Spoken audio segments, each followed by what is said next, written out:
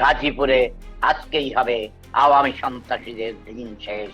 সমন্বয়ক সার্জিস আলম ফেসবুকে পোস্ট দিছে। সার্জিস তরে কিছু বলা।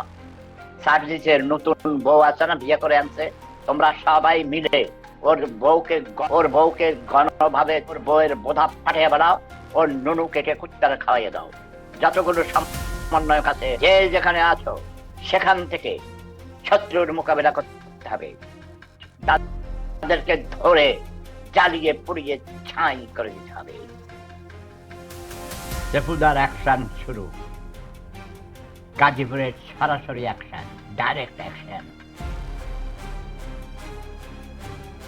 মাননীয় মুক্তিযোদ্ধা মন্ত্রী এমপি মোজাম্মেল হক সাহেবের বাড়ি লুটপাট ও অগ্নিসংযোগ করতে গিয়েছিল কতিপয় দুষ্কৃতিকারী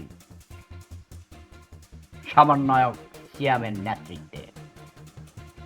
সমন্বয়ক সিয়াম সহ ৩ জন অন দ্য স্পট ডেড, ৩০ জন মৃত্যুর সাথে পাঞ্জা লড়ছে।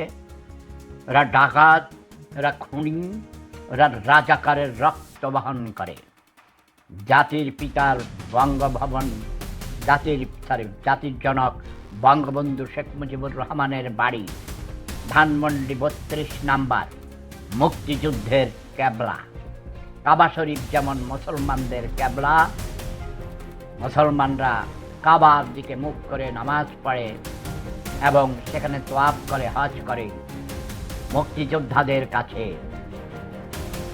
৩২ নাম্বার বাড়ি কেবলা, সবচেয়ে পবিত্র স্থান।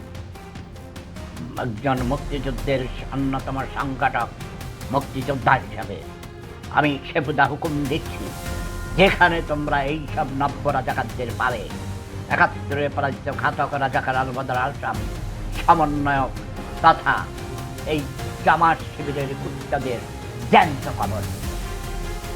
জয় বাংলা, জয় বঙ্গবন্ধু।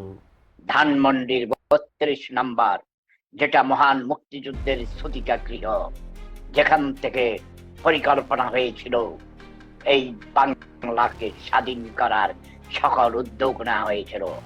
সেই বাড়ি যারা ভেঙেছ, লুটপাট করেছ, আর সারাদিন চুরি করেছ, ইট বাড়ি পর্যন্ত লুট করেছ, আমি দেখেছি। আগুন লাগিয়েছ লাইব্রেরি, পাঠাগারে আগুন লাগিয়েছ। তারপরে আমাদের মাননীয় প্রধানমন্ত্রী শেখ হাসিনার স্বামীর বাড়ি ধানমন্ডির সুধা সদনে আগুন লাগিয়েছ, ভেঙেছ। আরো অনেক জুলুম অত্যাচার করছ। মুক্তিযুদ্ধের সকল চিহ্নকে ধ্বংস করতে প্রয়াস পেয়েছ, পায়তারা করছ।